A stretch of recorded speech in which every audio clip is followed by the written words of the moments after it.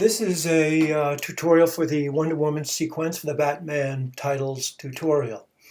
I've imported the files related to this sequence, a background, a close-up of the actress, and then a three-quarter shot of the actress as well. So I'm going to start with our background element. I'm going to click on the APCO landscape and drag it into my composition window. Now I'm going to have it scale over the 14-second duration for this comp, but I'd like it to scale from the upper left-hand corner. In order to do so, I'm going to go to the upper left-hand corner to my toolbar. And if I were to click on Y, it shows me blued out the tool that's going to allow me to now click on that center pivot and put it into the upper right-hand corner. Once I've located it there, I'm going to click on my Move tool to get out of that tool. I'm now going to place the upper left-hand corner of my picture in the upper left-hand corner of my composition. I will put my playback head at the beginning of the timeline.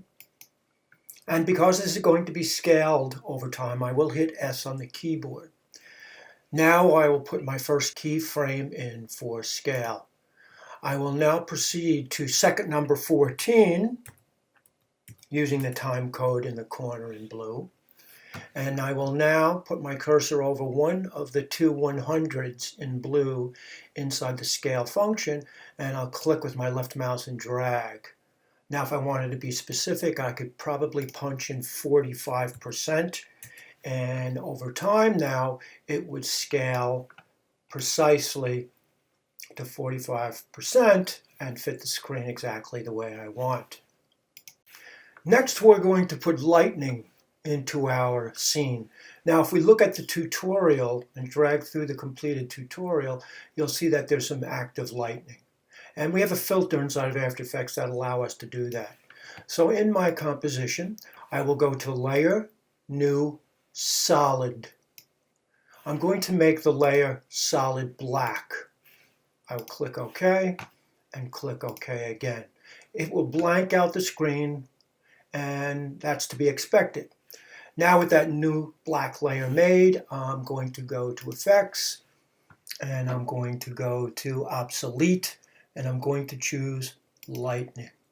Now you'll see that the lightning is blue, but you'll also see in the left-hand corner with our effects channel, we can now change that blue. I'm going to make that blue white. So I've got two boxes here with white. I'm going to drag the lightning tab on the left-hand side to the lower left-hand corner, and I will drag the one on the right to the upper right corner. Now if I was to drag through, I have lightning. Now I don't want the black background, so I'm going to choose a blend mode. With that layer selected, I'm going to go to Layer at the top of the user interface. I'm going to go to Blending Modes, and I'm going to choose Add. I'm going to hit Command S to save. Now, if we were to play through our timeline, we've got our lightning and we have our background. We're now going to go back to the Project tab. And in the Project tab, we're going to grab the close-up portrait. I'm going to drag it on screen, and I'm going to put the picture towards the right-hand side of the comp. I'm going to put my playback head at second number 2, and I'm going to hit P to access position. I'm going to drag the portrait off the right-hand side of the screen and set my first keyframe for position. I'm now going to proceed to second number 6, and I'm going to click on the picture in the work area, start to drag to the left, and then hit the Shift key to keep it level. I'm going to bring it in to about there. I'm going to save. So now we have our portrait coming in from the right-hand side over a duration between 2 and 6 seconds.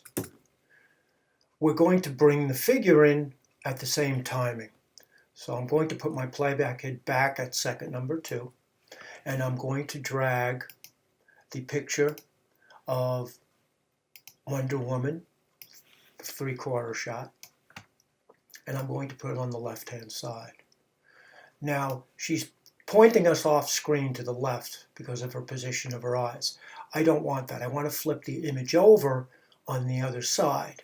So first I'm going to hit S, and in the scale function, there is a little link that precedes the two 100% scale numbers. I'm going to click on that to deactivate it for a moment. And in the first set of 100, I'm going to click and I'm going to put a minus sign in front of the 100 and hit return. And then I'm going to lock it again. Now what it did was it flipped it over. So now the picture is looking in towards our composition. Now I'm going to hit P for position. And at that 2-second interval, I will drop my first keyframe for position. I want this picture to be off the left-hand side of the screen at that point.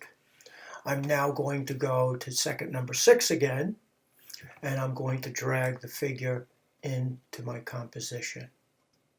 Now I'm going to add text. I'm going to go to my text tool at the top of the user interface. And I've chosen Myriad Pro Bold, and right now it's set for 40 points. The text is white, and the border or stroke is red. I'm going to hit my cap lock. I'm going to click inside my composition window, and I'll type in the name. I will click on my Move tool, and now I'm going to change the scale. I'm going to change the scale to 50. And I'm going to make sure that the stroke, instead of stroke over fill, I'm going to make sure I've chosen all fills over all strokes. And if you recall, what that does is that puts the stroke around the outside edge as opposed to filling in the face of the character. I would like the text to animate on screen starting at second number 4. So I'm going to put my playback head at second number 4. Now, if I wanted to, I could clip that text by holding the Shift key and snapping it to the playback head. And then I'm going to click on my text, and I'm going to hold the Shift key and drag it off the right-hand side. I'm going to hit P for position. I'm going to drop the first keyframe, and then I'm going to proceed to second number 8. And at second number 8, I'll click on the text character and drag it back to the middle of my screen. And once again, I'll save. Now, I want to have an echo on this, which means I need to put this in a pre-composed layer. So I'm going to put the playback head back at the beginning of the text layer, and I'm going to select the text layer. I'm going to go to Layer, Pre-compose Layer. I'm going to make sure that Move All Attributes is checked off with the little radio button. And then I'll just call it Gal Gadot Text. And I'll hit OK. Now, just like a text layer, a composition layer goes across our document, our whole timeline. I would like to cut this at where the playback head resides so that I have a visual reference of where the text comes in. So I'm going to click and drag and hold the Shift key and snap it to that position. I'm going to drag through time and put my playback head roughly at 6 seconds. I'm going to go to Effects, Time, Echo. I'm going to change the echo time from minus 0.033 to minus 0.3. I'm eliminating the 0 after the decimal point. I'm going to set the echo for 6. I'm going to set the echo operation to composition in front. And then I'm going to change the decay to 0.5. When I play my composition, this is what I should have.